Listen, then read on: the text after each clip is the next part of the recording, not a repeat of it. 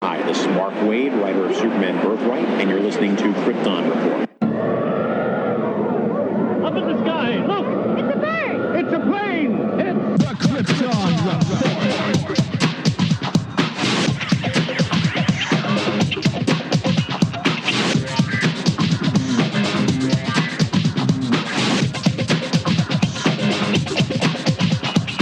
Host Tyler, and welcome to Krypton Report, a podcast dedicated to all things Superman, Supergirl. We're going to look at the Supergirl TV series as well as the Krypton TV series, anything that has to do with the characters in their world. Comics, movies, TV shows.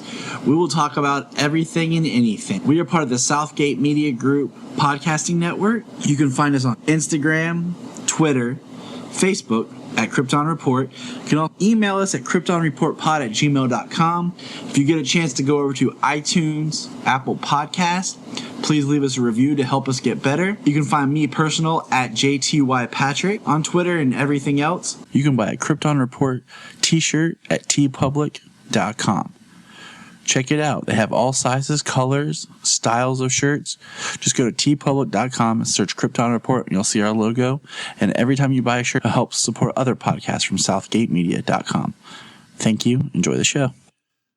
Welcome to the Krypton Report. It is I, Tyler, and with me, as you've come accustomed to hear, that sweet voice from not too far away, the Superman Red himself, Mr. James Cole. Welcome, James. Hey.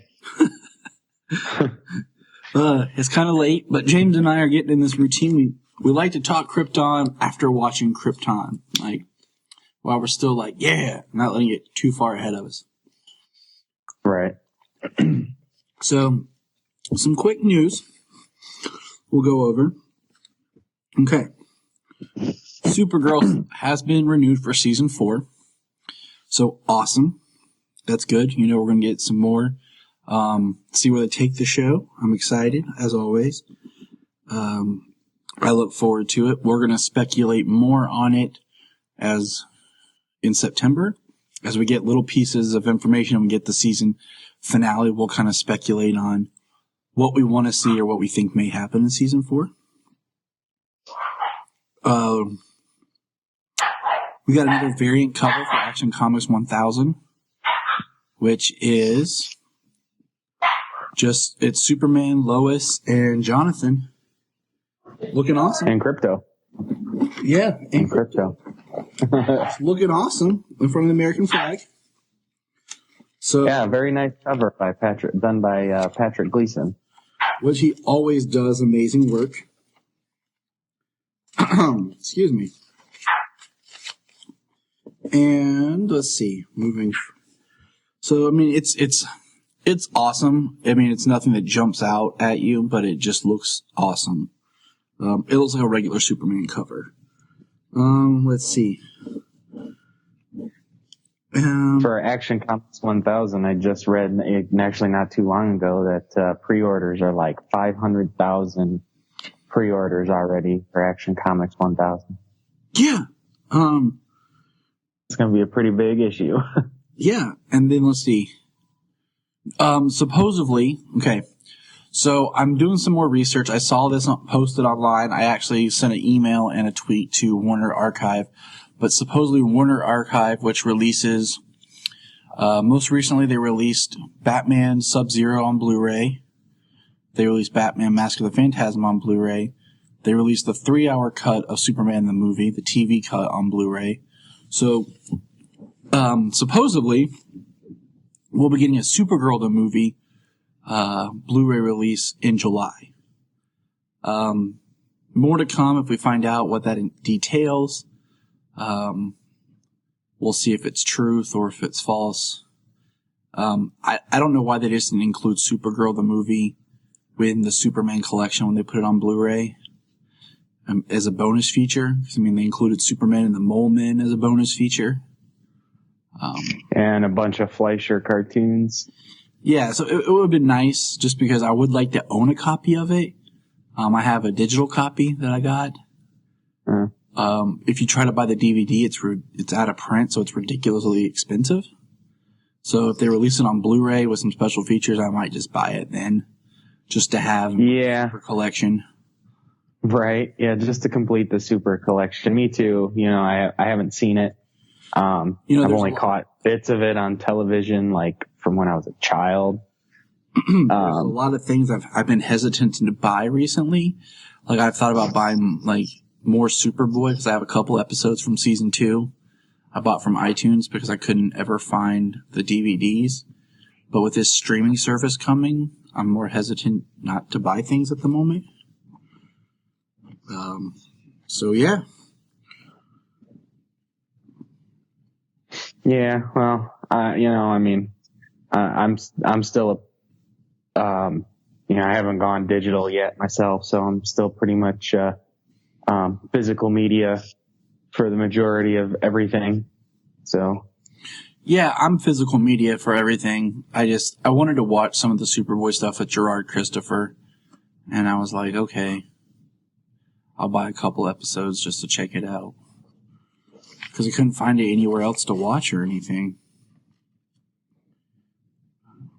Let's see. My last bit of news is that supposedly they dropped the Flashpoint title for the Flash movie, but I read that like one or two places, so we'll see how that pans out.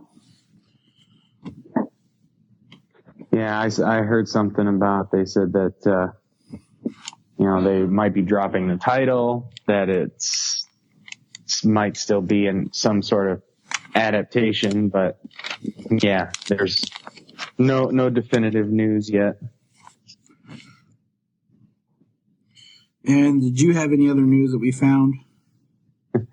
Not particularly. The only thing I feel worth mentioning, we got the Wonder Woman 2 casting. There's somebody joining Wonder Woman 2. I don't even actually have his name offhand, but there's no news on who he's going to be. So yeah, it's the guy who played Whiskey in Kingsman: The Golden Circle. Oh yeah, I heard he was on Kingsman, and I heard he was on Narcos. Yep, he was cool in Kingsman. So yeah, I'm interested to see who he'll be. And then just the I cracked up laughing on April Fool's Day when David Sandberg released the the teaser trailer for Shazam. Oh my God. Did you see that? Okay, so did anything get you on April Fool's Day? Oh no, I've come to learn there was one thing checking out movie news and stuff, not to really believe anything on April Fool's Day until it's confirmed afterwards. Excuse me. One thing that got me, because I forgot what day it was, 'cause I was so wrapped up it was Phil's birthday and Easter that I forgot it was April Fool's, was the fact that they were going to combine Supergirl and Legends of Tomorrow into one show and call it Supergirl and the Legends. And the thing was they were supposed to travel back to when Krypton was destroyed. And I was like, huh? And then I thought, like, wait a minute. Why would they do that when Constantine just signed on? I'm like, this is false. Right. Yeah. A Krypton site almost got me years ago, year after year. So I think there was one 2 years ago that almost got me because I forgot it was April Fool's because I was up really early to do an episode of the podcast with my friend Brendan Lowe, who's in Australia. Mm-hmm. And we were trying to adjust times between, so like I was up at like 4:35 a.m. or something, and I was just flipping through stuff, and it caught me. Right, the 14, 17 hour time difference. Yep. And so, yep. Yeah, that's all the news I got. I love how they broke into the 70s 70s Shazam, saving somebody off the back of a horse, though, to AC/DC. Oh, yeah. It was good stuff. Okay, so one more thing I want to comment and want your thoughts on. Ready? So I was catching up on Black Lightning. I was watching this week's episode. And we won't talk too much Black Lightning because we're going to do a whole episode dedicated to Black Lightning. But what I got thinking about is they say that it could be just another Earth that Black Lightning's on, which would be great if they had originally kept with that idea. But then we had that line from Wells talking about that all the Earths are identical. And then when you think about the episode in Supergirl when Flash first showed up and talked about no Cisco Ramon, no Caitlin or anything like that on Supergirl's Earth, that means the Earths can't be completely identical. So there's inconsistency in their multiverse there. Because I like the idea that there's doppelgangers on some Earths and some Earths there don't, because different people made different choices. Right. And, some people may not have been born, and things like that. So I think that's kind of neat. But yeah, that was just on my mind. Yeah. Black Lightning, great show. And, it's the way, from what I hear, they actually shoot it in Atlanta. Yep. So all the other CW shows are filmed in Vancouver, in Canada. So that's a big jump, a big leap to be able to combine it with the Arrowverse, even for crossovers. I think if they do a crossover, because if they do it, and since Black Lightning, like say the show doesn't premiere until January, either they film the season early or whatever, or they just fly up Cress Williams, and just have just him. We don't need his whole supporting cast. I think they can make it in there. So I'm sure they could accommodate, but it'd definitely be a much bigger accommodation than normal with all of the large traveling distance. Oh yeah. All right, so let's move on to this week's episode of Krypton, episode 3, called The Rankless Initiative, correct? Yes. Yep. All right. Take the lead here, my friend. All right. Well, the episode picks up with the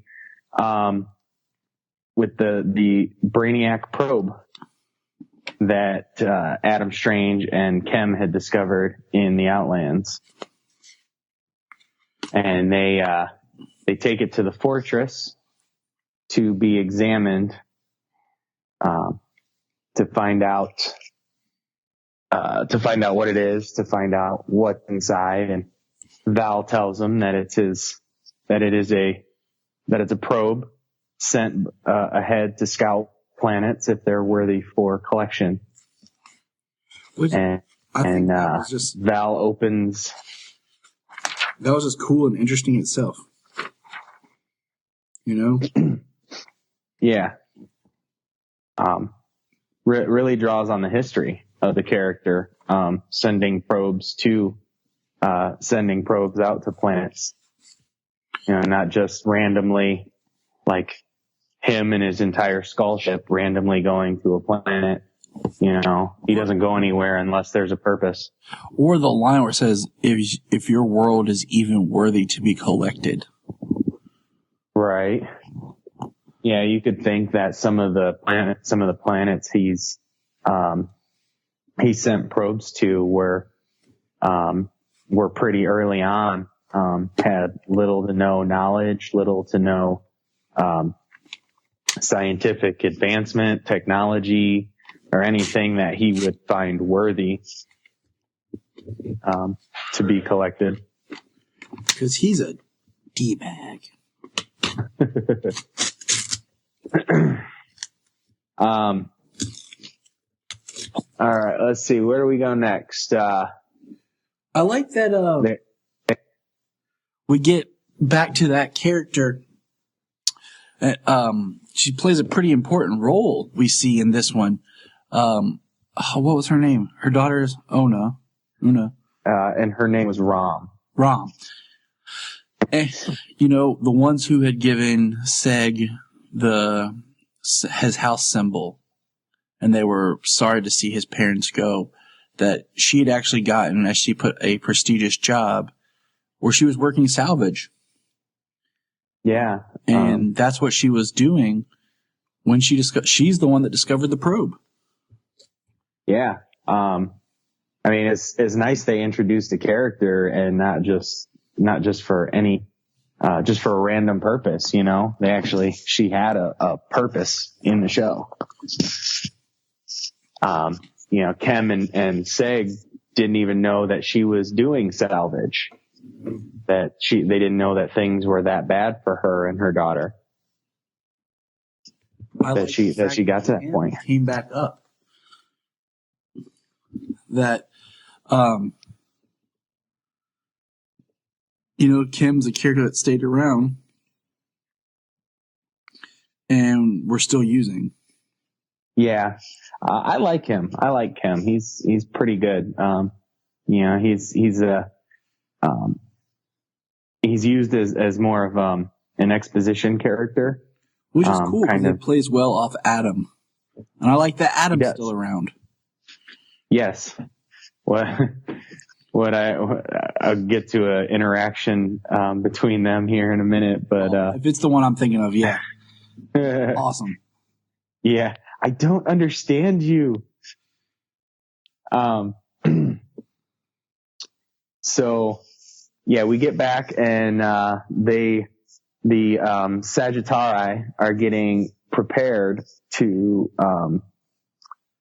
initiate the Rankless Initiative. They are going down to Section 19, where Seg lives, in the Rankless district, to flush out and try and capture some Black Zero terrorists. Which we get to see. What do you call it? Someone who supposedly is in Black Zero who's moved up in the ranks. And I'm very curious, to know more about Black Zero, because they keep talking about it, but we've yet to meet anyone a part of Black Zero or anything that makes Black Zero real. And I really hope that we maybe meet somebody from Feora's house, which is Ul.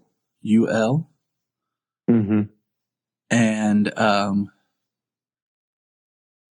don't know what Ursa's last name is, because I really always. Well, actually, you and I talked about that. Quexul, he was a UL.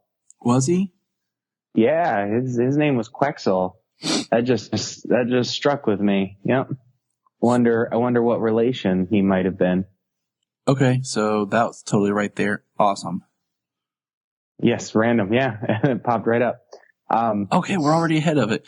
Because like we talked about before, female names in Krypton are usually really weird. So her name shouldn't be just Feora Ul. It should be Feora blah blah Ul. Yeah, like maybe Feora. Right. That's where it starts to get crazy. Right. And it's kind of hard sometimes when they just call them by their last names, like Zod. Yeah. Everyone knows that Zod, but they don't realize that his first name is Drew. D-R-U, I think. So just D-R-U. Right. I can't remember. I've seen it. That sounds right. So people don't know that. They just think Zod. Well, we've learned that Zod is more than just one person. Yeah. So we get Lyta speaking to her squadron, and she is doing the best that she can to make the initiative safe. so that innocents aren't dead and it doesn't start a riot or violence. Well, she so makes that there isn't a cost of lives. She makes the point about they would be better to go down there and talk to the people and be amongst the people than to go down there with force. Right. Well, I mean, that's what she believes, but obviously, she's just a commander of a squad. There's a lot more military, heads above her. Yeah, but that doesn't mean they're right just because they're the military heads above her. Oh, no. Well, we all know that for a fact. But, she does what she can for her squadron to go down and scan people and try to smoke out some Black Zero operatives. And actually, spoiler for next week's, there's I saw an article. I didn't read it, but they are going to have some Black Zero people next week. Cool. So that takes back what I just said about we haven't really identified Black Zero. I kind of am intrigued. What if they bring in somebody connected to Non? I think that would be kind of interesting. Right. Well, with Non's history, I wonder as they move forward if they're going to do, possibly in further seasons, genetic experimentation. Oh, probably, because that's probably how we'll end up getting Doomsday of some sort. Because they've referenced about having Doomsday in some way, shape, or form appear or be mentioned.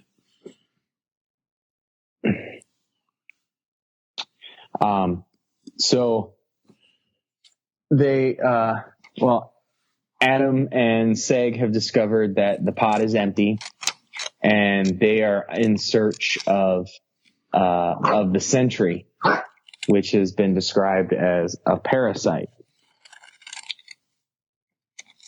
And they have to find out who came in contact with the pod, which I thought was interesting. And yeah, right. And then they give a little flashback.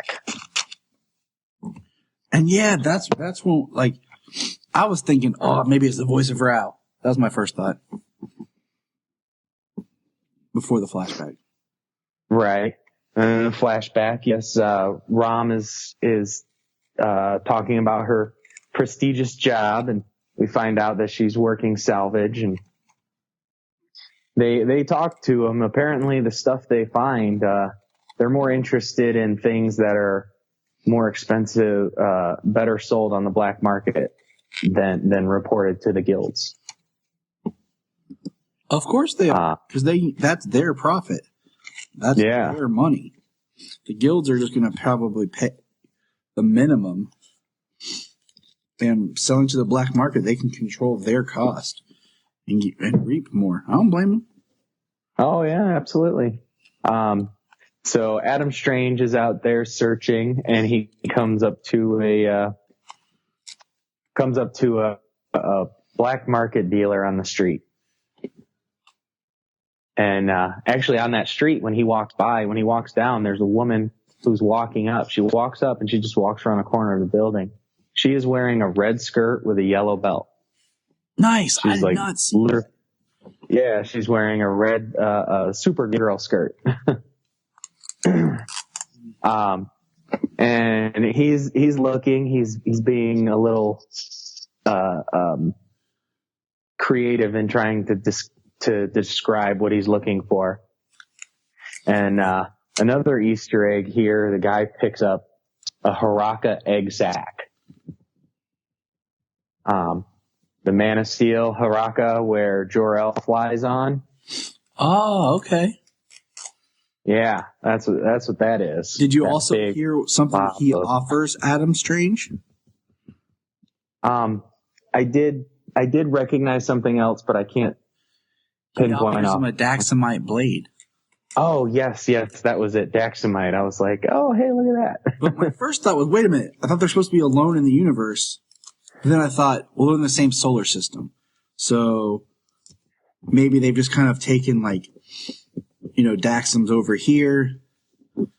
We're in the same solar system, and that beyond that, there's nothing else.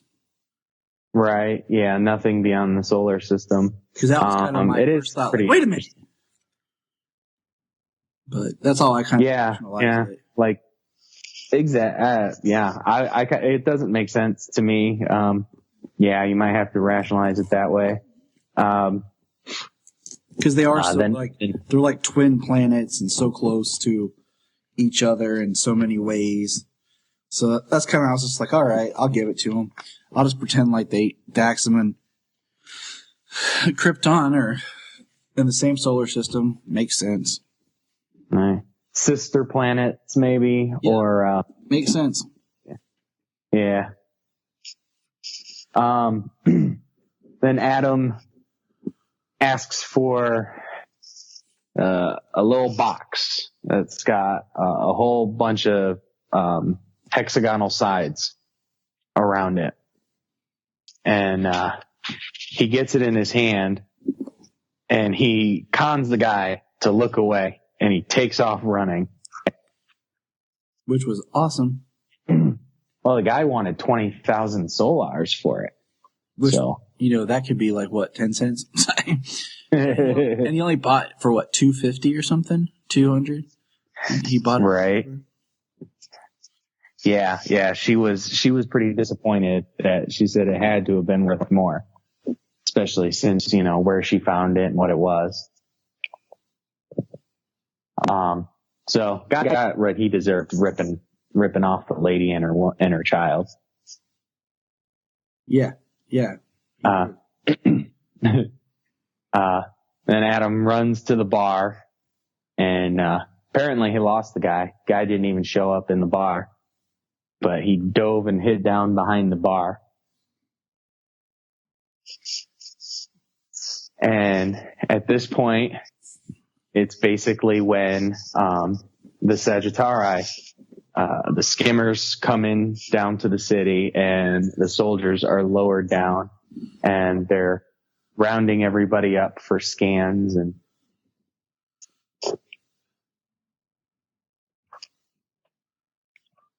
I find it fascinating, like Lyta, like her whole character, because it got me thinking, like, that streak of rebelliousness that's in her.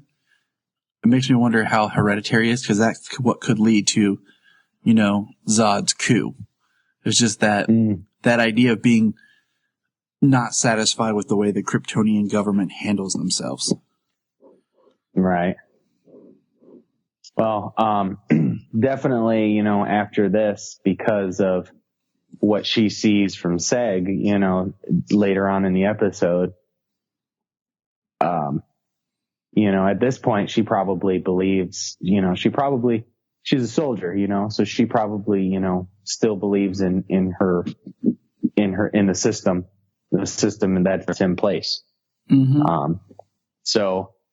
I'm sure after some things actually happen here, what the level of corruption that she's going to end up discovering as the season progresses, that would definitely fuel the family's, the family streak of rebellion. Oh yeah.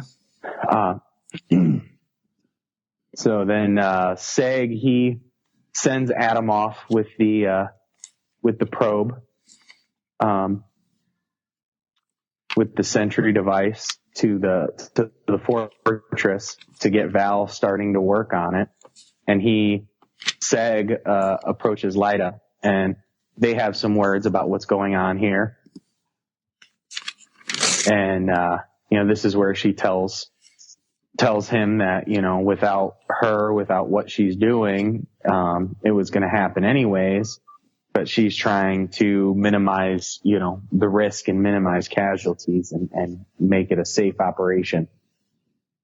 Cause she doesn't want the Rankless to have more fuel for the fire of their hatred towards the Gilded. Exactly. I mean, it's the class system is gonna be their downfall. I can almost, because like in some versions of Krypton, Kryptonian like mythology and everything, the planet was like there were saboteurs and spies that helped blow it up. And you could see kind of where the Rankless might, a group of terrorists, Rankless, could get to that point. Oh yeah, constantly being stepped on, keep being stepped on, everything they have taken, everything they could have taken before they can get it, And because we see here that, one of the Sagittarii,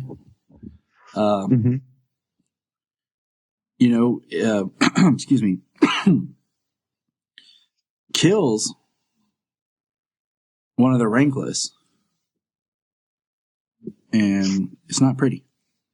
Yeah, I mean, he's trying to defend his other fellow Rankless, and he steps out of line, but he's shackled and unarmed, and she blasts him right in the chest, killing him. I love what, and that about starts a riot. Lyta says, "You felt threatened by a shackled, unarmed man." That had to kill him. Yeah, and then that he was probably a Black Zero sympathizer, so you're not even sure, and you killed people. Yep. And she arrests her, which turns out to be the only arrest made in the entire operation was one of their own Sagittarii. They didn't smoke out any Black Zero at all during the operation. This whole situation actually comes from, as they're rounding people up, they're trying to round up Rom and her daughter Ona. And this is where the Sentry, the parasite, starts to take over Rom, and she becomes a Brainiac Sentry, and she kills a number of Sagittarii, which is crazy. Like, she just is crazy awesome with just like, cause she gets green and like she gets the Brainiac black eyes, and she just starts slaying it. Yeah. And then she does then she does something that any Smallville fan is reminiscent of, can remember. She starts throwing people 20 feet, 30 feet. Throw them 20 feet. So, and then, let's see, they were with Kem at the time. So Kem actually takes, Ona back to the tavern, to protect her. And as all of this is going on, Rom, as Brainiac Sentry, she actually makes her way to the communications hub, a communications center, where the Sentry is designed to transmit to Brainiac whether the planet is worthy of consumption. Which Krypton is. Yes. She goes in and she rips the panel off, and there's a whole bunch of electric sparks and everything. And then they go back out into the streets, and, things are going crazy. It's kind of almost riot-like. A lot of soldiers walking around, and, Seg approaches Lyta about getting something after he's spoken to Kem and he knows who has been infected. He now knows that it's Rom. And instead of trying to destroy her, which Adam Strange and Val tell her that, the Sentry probe is inactive, that it's infected somebody, that person is no longer that person is now Brainiac and basically must be destroyed. But he's not having that. He wants to, he needs to save her. He feels he has to save her. I don't blame him. And yeah. Well, and there's that House L, moral, ethical streak. You know, they are a good house. You know, a line of good people. Yes. Care more about others than they do themselves. So he convinces Lyda to give him, I believe he called it an EMS. I'm guessing it's some kind of, It was, yeah, that's what it was. It was a EMS device because he hits it and it goes, pff, it's a EMP. Right. Like a large electromagnetic pulse. And so he gets Lyda to trust him. And she disobeys a direct order from, Primus Zod. Primus asking why her squadron is not moving into the communications center, why they're still outside. And she disobeys the order to just go in. That's her job. But she's not doing it. She's trusting Seg. And Seg goes into the communication center and he sees Rom with all these wires coming down from the ceiling and stuff plugged into her back. And she's got green and black running up her arms and up the back of her neck. She looks pretty wild. Yeah. And, it's straight up Brainiac looking. Yeah. I almost wondered if, like, that's how Brainiac was going to show up in a sense of, like, what if, like, we don't have Brainiac as a person? Like, basically the parasite grows and transforms the person into Brainiac. Right. But that's not what we got. No, it doesn't seem like what we got. He approaches her as Rom, tries to talk to her, and she smacks him and tries to hang him from some electrical conduits. And he finally kind of breaks through to Rom a little bit, talking about her daughter, Ona. And she gives him some slack, and he's down on the ground, and he actually gets to the EMP device and sets it off. And basically it knocks out all the power to the building, knocks out the power to the probe, the sentry that's inside of her. Even though it's parasitic, it's still electronic. Yep.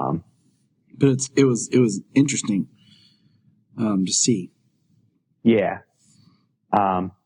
So she gets knocked out and he carries her out.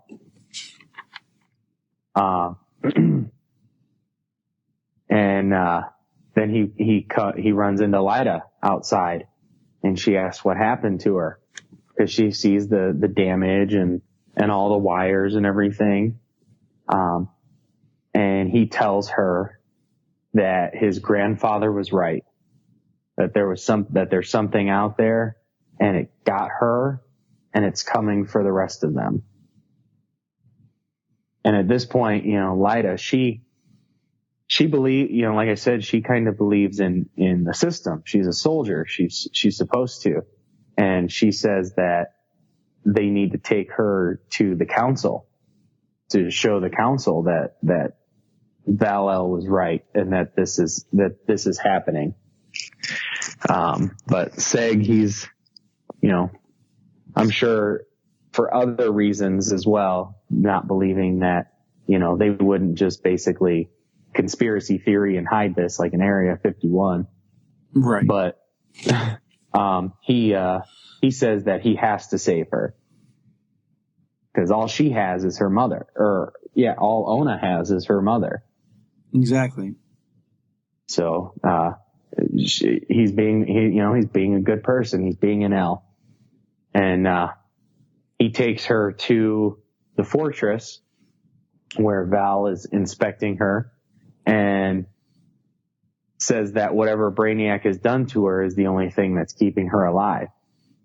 And they basically say, well, hopefully we stopped her before she was able to transmit the Brainiac. And they said, well, it's too late. Like, Brainiac's coming. She got the transmission out and Brainiac's coming.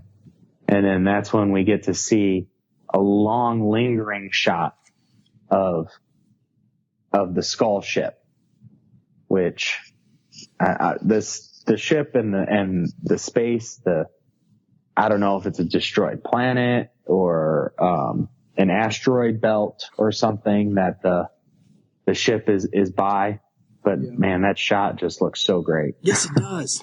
I get excited every time I see it. Right. It just looks like, I like that Brainiac hasn't like really shown up. He's still being teased.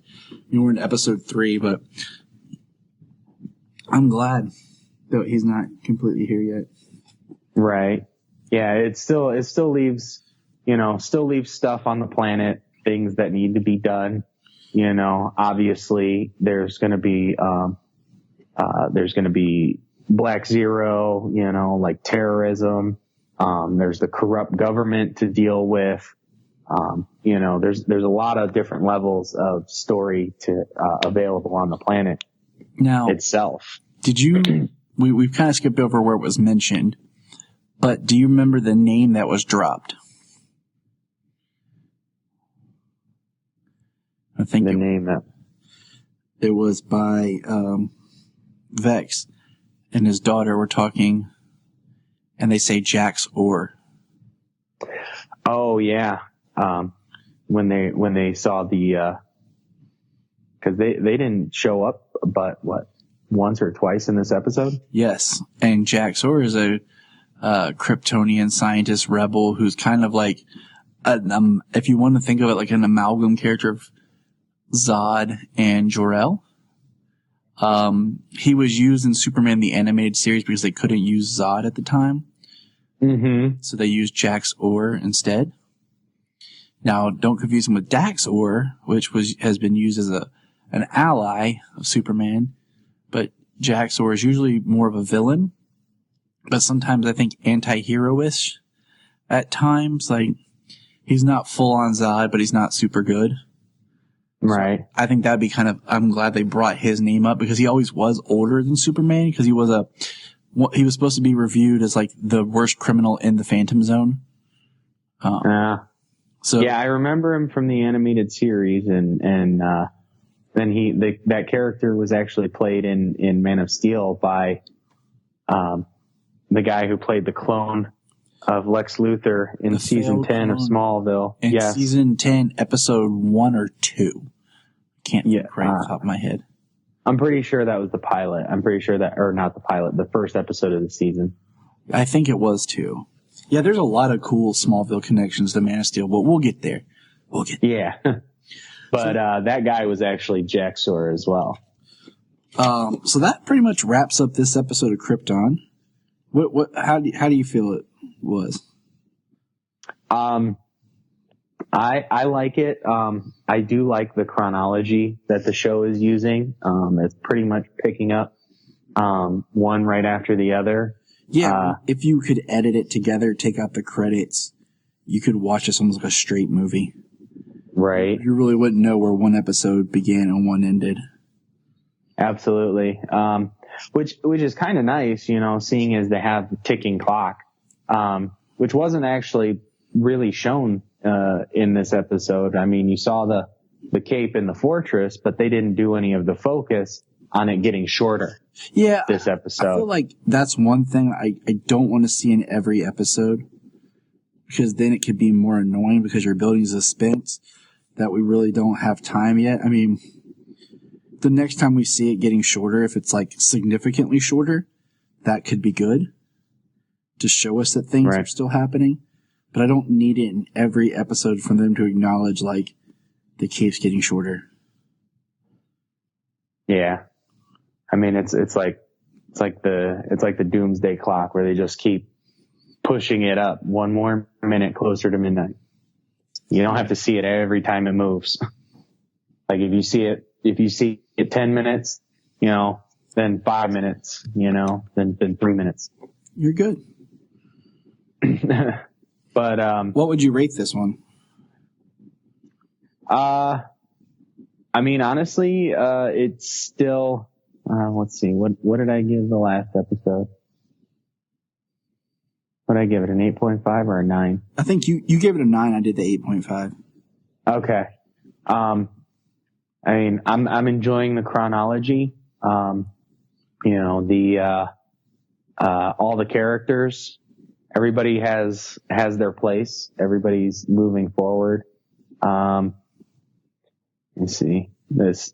And then with the ending of being on Brainiac saying that Krypton, your world, is at its end, being the closing shot of the show with the black eyes and all the data running through them. I'd say I'm saying the show's pretty consistent. I'm enjoying it. I'm liking the Easter egg drops. I like that Adam is still around. Yeah. We didn't mention he brings out his Zeta thing and mentions that he's having problems with it. So it makes you, and he wanted Val to look at it. So it makes you wonder, maybe he's stuck there. Yeah. Yeah, we did forget to mention that. And that was actually pretty cool because it looks alien to everything on the show because everything is on Krypton. Everything looks in place, in continuity there. And then he pulls the Zeta beam out of his pocket, and yeah, it looks completely alien. So, speaking of Brainiac, we're going to segue a little bit here. So, Solomon and I just recently watched Superman Brainiac Attacks. I don't really recommend it. It's got some interesting points. I knew it wasn't good going into it, but I found it for $2 at FYE going out of business, and I was like, all right, I'll get it. Well, you got to have it in the collection, right? Yes, you're absolutely right. But the weirdest part about it is because all the character designs is Superman the Animated Series. So you feel like it's in continuity with that, much like the way that, Batman the Animated Series had the Mask of the Phantasm, Sub-Zero, and then the new Batman Adventures, which was still in continuity, had Mystery of the Batwoman, like movies that fall in their canon. You kind of go into this thinking that, okay, so this is like a Superman, but it's not. It has like the drawings and most of the same voice cast, but you have different Perry White and a horrible Lex Luthor. Oh, really? It's Powers Booth doing the voice, but then just having his voice in a very over-the-top performance, more in the line of like a Gene Hackman-ish, but looking at the Clancy Brown Lex Luthor. Oh, yeah, no. So you can't. It just clashes, and you're just like, oh, this doesn't feel right at all. Brainiac's pretty cool and in it, but at the same time, it just feels like a drug out. So I definitely don't recommend it. Okay. There's one cool thread in it about where Perry and Jimmy almost figure out that Clark and Superman are the same person, and the way Clark deals with wanting to reveal himself to Lois. That was neat. I like that part of it, but other than that, no, I wouldn't recommend watching it. So Solomon and I watched that yesterday because it was about Brainiac. And then today we revisited Superman Unbound, which is based off the Jeff Johns Brainiac Attacks, or Superman vs. Brainiac. I can't remember the name of the book at the moment. And that's where they're getting a lot of their Brainiac imagery for Krypton. Now, Phil and I did a review of Superman Unbound a couple years ago. I was trying to find the link, but because for a while we had incorporated Krypton Report into the Legends of DC podcast, there are some episodes that are only on that feed, which I think still exists. I haven't checked in a while. And I believe it's in that feed. So if I can find it, I'm going to post it. Cause I would say I did actually listen to it. I scrolled back pretty far. The Krypton Report actually, on Podbean goes pretty far back, and it was on the Krypton Report on Podbean, which is the podcatcher that I use to listen to my stuff on. Awesome. Okay, because I use on iTunes is where I have mine. So, and it wasn't there. So Podbean listeners or even people who don't listen to Podbean, you get on Podbean and you can find it. Because we always want to share, because when James and I first started talking, he had messaged me about, hey, did you stop the show? And I was like, no, we're still doing it. It was all on the Legends of DC for a while, before we took back our Krypton report feed and everything. So, but because of the Brainiac, significance, we just wanted to kind of take a moment and just, James and I to visit it together and just kind of talk a little bit about it. So, James, when Superman Unbound came out in 2013, in June or July? Or did it come out right before Man of Steel, didn't it? So maybe it was May. I'm trying to think of when it came out. I'm not positive the month, but I know I had it when it came out. I'm gonna look it up really fast. That's what I'm doing. We put this episode together, people, quickly because we're trying to stay on track. And I have been moving, and it's taken forever. So, because I had to do it myself with just a truck and one trailer, moving a 4-bedroom house. May 7th. Okay. So just before Man of Steel. Okay. So that's because I was sitting there thinking, I was like, wait a minute. I remember renting it and watching it. Because at first I wasn't buying all the DC movies. But then one day I decided I watched these way too much. And I found a great, used movie sale where someone had sold their collection of all the DC Batman movies. And I bought all of them, and then at a video store. And then I bought Unbound, then I bought Flashpoint, and then I just started buying them all and backdate bought some and started just collecting all of them from there. Right.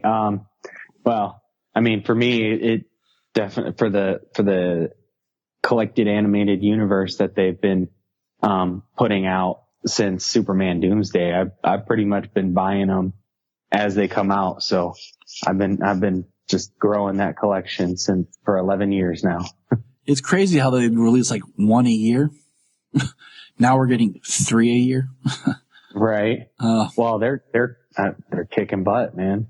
Well, they're smart because they do two in continuity, one out of continuity, movie, in some way or form.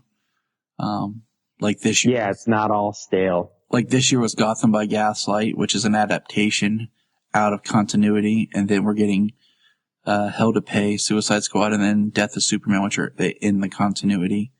But yeah.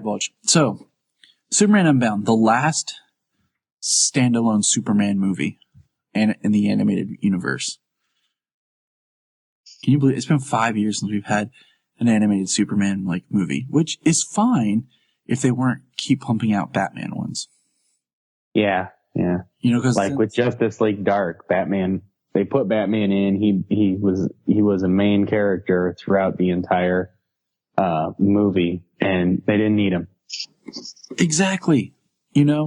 And Swamp Thing was totally underplayed in that movie. Just side note. But think about, we've had Batman vs. Robin, which I like and I'm disappointed in, but that's another conversation.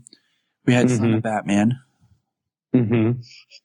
And we had Batman Bad Blood, which is great because that was more Nightwing, Robin, Batwoman, Batwing, and then the little cameo at the end of Batgirl, which I still want a sequel to that one.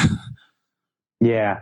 It was a stinger with her, with Batgirl, Batgirl of Burnside. Yeah. So that was 2 years ago, but that was a good Bat family movie. But we haven't even introduced thinking about you and I were talking we hadn't introduced Lex Luthor in the continuity. We haven't introduced Supergirl or really explored much of Superman's world in the continuity. So that's that. But jumping back to Unbound, I was kind of shocked in one way because though this is an adaptation of the book, I'm kind of surprised they put the trunks on him. Oh yeah. Just thinking about it, like we were in the New 52. Yep. Where he- And in the the Man comics. of Steel was coming out where he didn't have them. Right. And I thought, like, when I was watching it today, like, I'm very surprised that he's wearing the trunks. Just because, like, with the animation stuff, they change.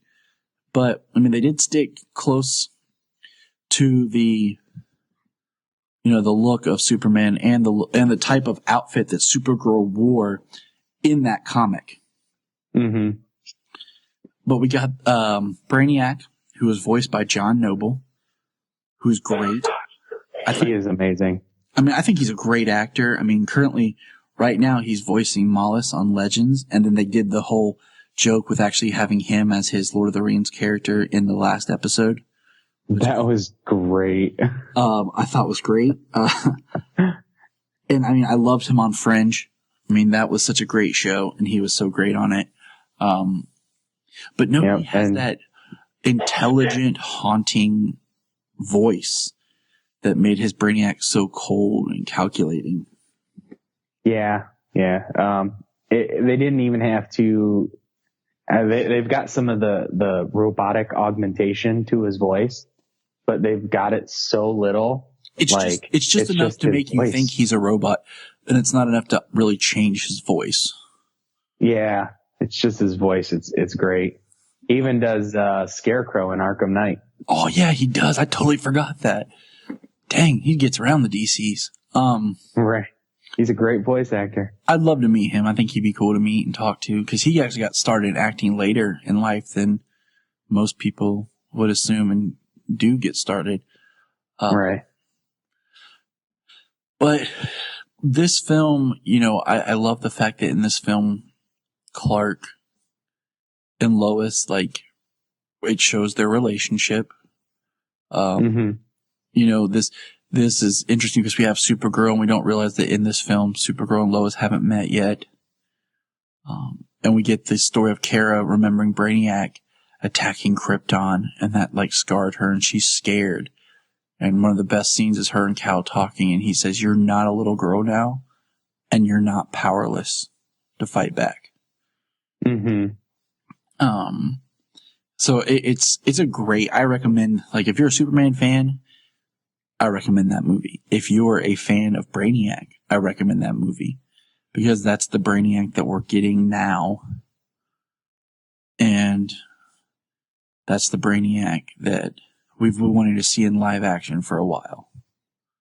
Oh yeah, forever. And we'll talk about it more, but I like the scene, and I'm disappointed in some sense when Superman fights the ship in Man of Steel, because I felt like it was very Brainiac-like. And I kind of had hoped that's where we would go with it, but we didn't. Oh, when he fights the World Engine? Yes. Yeah, with the techno, what did they call it? There's a technical name they called it. I cannot think. I've been up too long today. Yeah. Kids. Yeah, it's been a pretty long day for me myself. And I don't want to keep us too much longer, but Superman Bound, what would you rate it out of 10? Well, unfortunately, I mean, the only thing I have to go by is the movie itself. I can't compare it to the book. I haven't read it. It's on my list to get. But,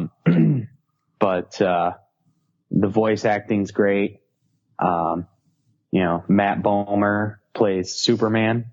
He's one of my, which he was actually in the running. Yes, I was going to say that. Like, he's actually one of my favorite Superman voice actors. I really kind of go back and forth between George Newbern and Tim Daly. Some days I'm like, oh, I'm all about Tim Daly, and some days I'm like, I like George Newbern better. But those two aside, we'll just say they're tied at 1. Right now, Jason J. Lewis is at 2. I think Matt Palmer's at 3. I mean, all in all, as a movie, I'd have to give it, a solid 8.5. Good animation, well paced.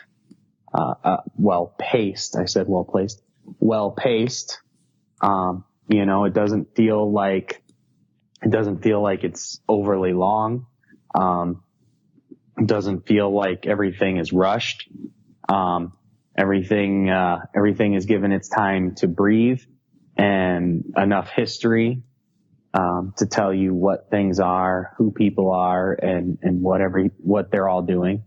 So, yeah, I'd give it an 8.5. I'll give it a 9. And a lot of that comes from I really like Kara's story. Can't remember what it is. It's Kara in this one. I like her heaviness to it of where she stands. Because I always talk about how I find her character sometimes underserviced. But the trick to her character is to remind everyone that she experienced Krypton from a whole different point of view than what Cal did. Yeah, it's sad that Cal lost his world and was, came here as an infant, but he came here as an infant. He has no memories or anything else of Krypton to really miss it. But Kara, she knows it, remembers it, knows people, and lost everything. So I think in a lot of ways her backstory is much sadder. Yeah. Than Superman's himself. And I think a lot of people. Oh, absolutely. And actually, you know what? Just something I just remembered about the movie. I guess it'll bump it up to a 9 for me as well. Diedrich Bader plays Steve Lombard. Oh my gosh. I totally forgot that he was Lombard. I just recalled that. But I totally forgot it was him. And when he pops up, and it's him, I was like, oh my gosh, this is so great. I totally. Like his, right? Like his voice, for whatever reason, I mean, he's perfect as Lombard for, the delivery that he gives. And, but you would never see him as that character outside of his voice. Well, it's just like him on Batman Brave and the Bold. You like the voice, but as soon as you see and you realize who it is, you're like, oh, wow. It's that guy? Yeah. He doesn't look like Batman. You're like, he's just goofy. Because I always think of him from the Drew Carey Show. Yeah. Bat and Beverly Hillbillies. Oh, yeah. Yeah. I think you and I are the only people that actually like that movie.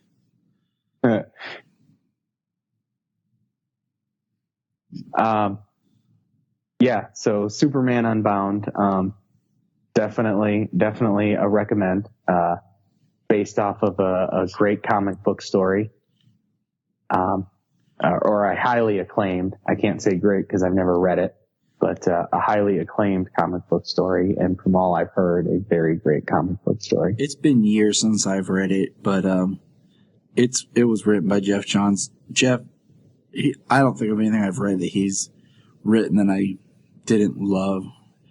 There's some right. I liked his story he did when he did well, I'm trying to remember what it was called. But it was like the dual Superman and the New 52, what he did with John Romita Jr. It was good, but it wasn't what I had hoped it would be. The best part in that is where Superman Clark reveals himself to Jimmy Olsen, and we get a slightly new, altered New 52 suit. And then that's where the going solar flare power came from, was in that run. Yeah. But other than that, the story was okay. I liked it, right, but I didn't love it. But so much of other stuff that Johns has written for Superman, I've loved. And the Brainiac one falls into that. Yeah. Well, he does so much good work. I mean, he wrote Secret Origins. He wrote Brainiac. Which eventually we're going to review. Absolutely. Secret Origins if we can ever get there. At some point we're going to have that hiatus. Looking at our calendar, it'll be next year. Right. I have our whole calendar mapped, people, for this year with a couple floating things. And I've already started plugging in episode ideas for next year. Hey, when we get down to it here soon, where we get Supergirl back and Krypton, we got a lot to talk about. Oh, absolutely. So until next time, fellow Kryptonians, remember, look up in the sky. You can find us on Instagram, Twitter, Facebook at Krypton Report. You can also email us at kryptonreportpod@gmail.com. If you get a chance to go over to iTunes, please leave us a review to help us get better. If you're an Amazon shopper, just remember you can go to southgatemediagroup.com. There's a portal, log into Amazon, and you'll shop into your account just regular, but it also helps keep all the podcasts on and helps keep Southgate running. Remember, look up in the sky.